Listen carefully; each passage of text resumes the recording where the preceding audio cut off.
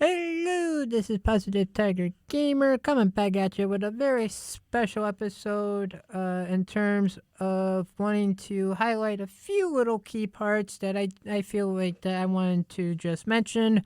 Shout out to Shiller, the epic YouTuber on YouTube, for helping me on this project. This video is titled Furries and Therian, Therian, Tropy, Therianopoly. Just kind of want to highlight a few key differences just to clarify for a few people what is a Therian and what is a furry. So, folks, please, hopefully you enjoy. Again, shout out to Shiller the Epic for helping me do a little bit of research and for providing me with some images you guys are seeing when we go into that section. So, folks, hopefully you do enjoy. Like I have said numerous times, and a lot of people are probably getting tired of it, but I just wanted to highlight it again.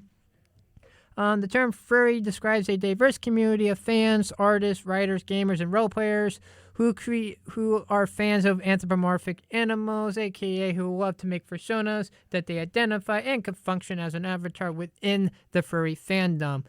Furry is a animal that people can associate with, and that while being dressed up in fursuits and that, and have conventions and everything else. But there is one little section in terms of the furry fandom that I would like to point out, and that is according to First Science, a small subset of furries, just around the 10%, are actually called Therians, who they believe are spiritually connected to animals, are less than or more than 100% human, are an animal trapped in a human body, or were in an animal in a former life. And that. So according to Shiller the Epic, Therianopoly, which is the Therians fandom, I'm going to guess, basically is where you identify as an animal on a non-physical level. Therians have shifts and deep inner animal instincts. Therianopoly is extremely exhausting and painful. It puts toll on mental health and can have large amounts of species forma, Dysphoria. It sucks. Shifts are where you can experience non-human like experiences. It can come in many forms. Mental shifts are where your mind's not completely human and instead holds animal instincts and perpetual thought. There are also phantom shifts where us Therians can feel a non-human adaptation like paws, ears, or a tail. Oh, we can feel and move, but it is not physically there. Therianopoly isn't fun and it is horrible to go through and be, but it's something that cannot be changed or chosen. It is with you since you were born. Many Therians have past lives of their Theriotype, which can make being a Therian even worse as they can re-experience their past life and the death they had. It's tragic and can make Therians yearn to go back. We know we are human physically, but not mentally and emotional. So yeah, that is a bit of an in-depth explanation from Shiller the Epic. It is in a reply to helping me on this project, which I shout outs to them, to Shiller, for very helpful. They were very helpful in terms of giving me a little bit more of in-depth explanation as I was doing my own bit of research as well, and that. So basically, folks, like it is. As furries, we are more associate ourselves with a persona character that represents an animal that we can use as an avatar. While as a Therian, you identify as an animal on a non-physical level, who have shifts and deeper inner animal instincts and that. So hopefully, folks, this can help you guys clear up a little bit of clarification. This is not really much of a how-to guide or it's just kind of a little bit more in-depth kind of clarification, a little bit, I would say, in terms of the difference between a furry and a Therian, because there's been a lot of people who think that there are a whole lot of furries out there who are Therians, which, to be honest, according to First Science, there is around 10%. It could be more, it could be less, in that.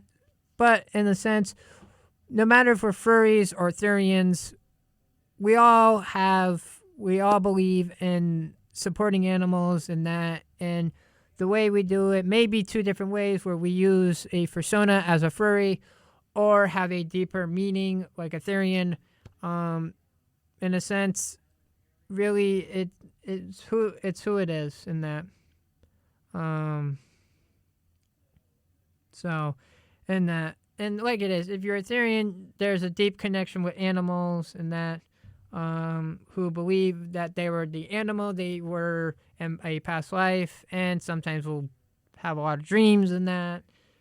But, folks, I would highly recommend, in my opinion, and I think Shiller the Epic would agree with me on this, to the fact of, do your research. If you want to understand a particular topic, like if you want to learn more about furries, about the furry fandom and what it is to be a furry, folks, go check out First Science's website. That will help you as a resource to understand the furry fandom, as First Science is one who will help you understand it, because they are the ones who, basically they are the team who are the public face of the International Anthropomorphic Research Project, studying furries and their fandom and disseminating our evidence-based research to furries, to general public, scholars, and the media, to increase understanding and decrease stigma. Folks, I would highly recommend you go, if you want to learn more about furries, go check out First Science. Link will be in the description. And if you want to learn more about Therians, folks, feel free to go check out Shiller the Epic's YouTube channel, as they will help you the best they can in terms of what they are, and you can ask them questions, or go do your research. I'll throw a couple links in there, and that, where you can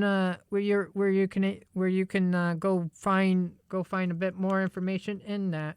So, folks, really, in a roundabout way, I would recommend personally, and Shiller will definitely agree, do your research. If you feel like you want to ask something, there are people and resources out there. You can find good ones in that. You guys are more than welcome to go to Shiller's Epic's YouTube channel. Go to First Science's website to help in that. So, and one last thing I want to quickly say is like it is.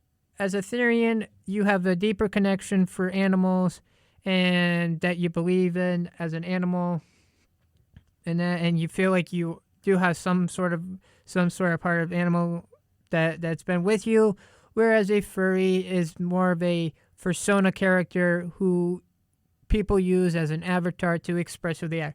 But in reality, besides really that, they are technically really close together, supportive groups of people who are willing to welcome you with open arms, be able to help you out the best they can, to provide resources and tools and that.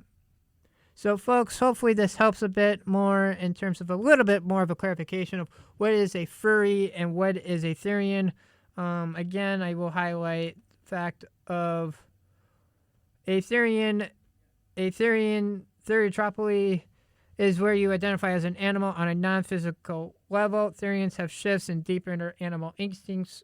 Theriotropy is a community where you can, who will support you if you identify as an animal on a non-physical level. There are some people out there that I connect with a lot who are like Therian, and few other, and actually who are like Shiller and few other people out there that can help you and kind of provide you guidance in that.